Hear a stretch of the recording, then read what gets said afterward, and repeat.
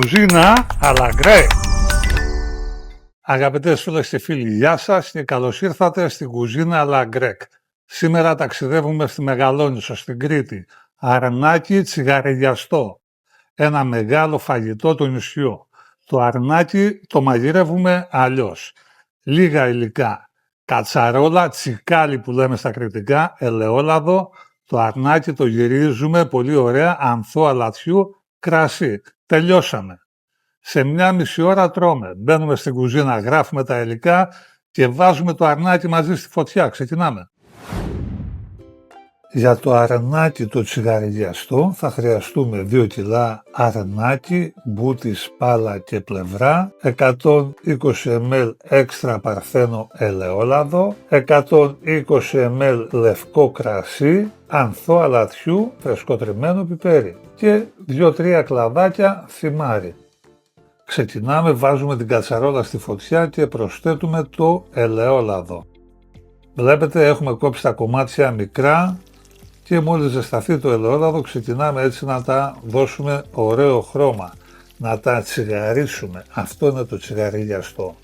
Πρέπει να τα τσιγαρίσουμε έτσι να πάρουν ωραίο χρώμα από όλες τις πλευρές, να καραμελώσει πολύ ωραία τα κομμάτια του κρέατος. Έχουμε όλα τα κρέατα εδώ μέσα, και μπούτι έχουμε και σπάλα έχουμε και πλευρά έχουμε.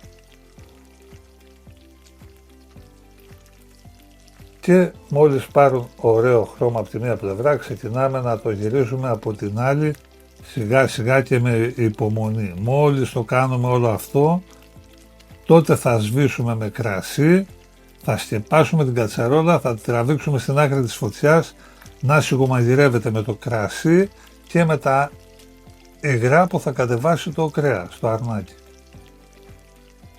Ένα πάρα πολύ ωραίο φαγητό που συνηθίζουν και το κάνουν στην Κρήτη, που όπως όλοι ξέρουμε η κρητική κουζίνα είναι κάτι μοναδικό, μια πεντανόστιμη κουζίνα μέσα στη γεύση και στην αυθεντικότητα. Η επιτομή της πρώτης ύλης. Βλέπετε έχουμε αλατίσει, έχουμε προσθέσει και το θυμάρι. Θερμοκρασία μέσα στην κατσαρόλα να φροντίζουμε να είναι σταθερή προς δυνατή και τώρα σβήνουμε με το λευκό κρασί. Αυτό είναι το σβήσιμο, έτσι πρέπει να γίνεται. Και θα το αφήσουμε τώρα, θα σκεπάσουμε την κατσαρόλα και θα το αφήσουμε στην άκρη της φωτιάς να σιγομαγειρεύεται. Όπως το βλέπω θα χρειαστούμε περίπου 1,5 ώρα. Ο χρόνος πέρασε, βλέπετε την εικόνα, παρακολουθούμε. Το φαγητό αυτό που λέμε τσιγαριλιάζεται μέσα στα υγρά του και μέσα στο ελαιόλαδο. Συνεχίζουμε το μαγείρεμα στην άκρη της φωτιάς, ελέγχουμε και τώρα αγαπητές φίλες και φίλοι είμαστε έτοιμοι. Το φαγητό μας είναι έτοιμο, το αρνάκι έχει καραμελώσει και έχει μελώσει, έχει φύγει πάνω από τα κόκαλα το κρέας.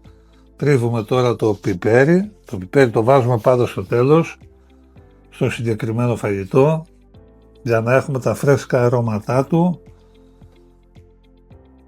Πάρα πολύ ωραία. Κατεβάζουμε το τσικάλι από τη φωτιά και ξεκινάμε να σερβίρουμε όμορφα στο πιάτο.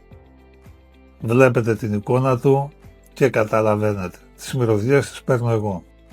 Αλλά και εσείς μπορείτε να φανταστείτε γιατί φαγητό μιλάμε. Ένα γλύκισμα, ένα λουκούμι στο πιάτο μας.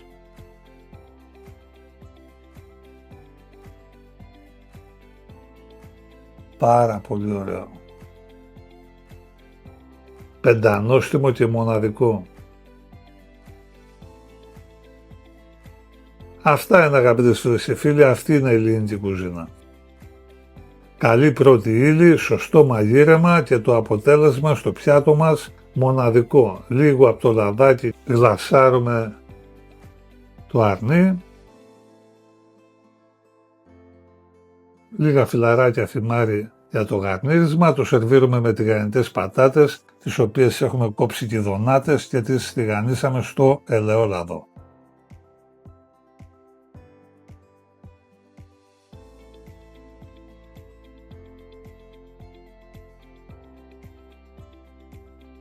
Ορίστε αγαπητές φίλες και φίλοι, το αρνάκι το τσιγαριλιαστό. Αρνάκι τσιγαριλιαστό από την κρητική κουζίνα.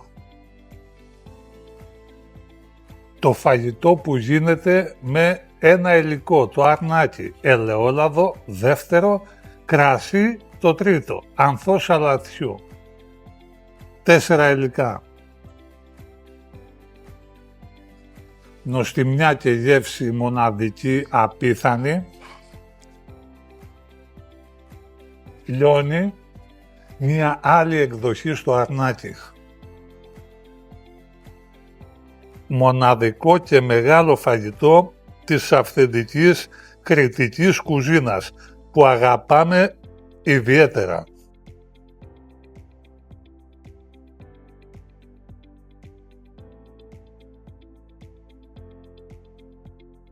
Το σερβίρουμε με πατάτες τηγανιτές χοντροκομμένες όπως τις φούρνου και τις τηγανίζουμε στο ελαιόλαδο και βεβαίως μπορούμε να το σερβίρουμε και με πιλάφ.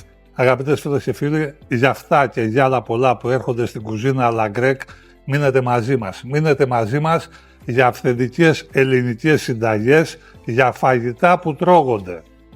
Μεγάλα μαγειρέματα, μεγαλύτερες απολαύσεις από όλους εμάς. Γεια σας.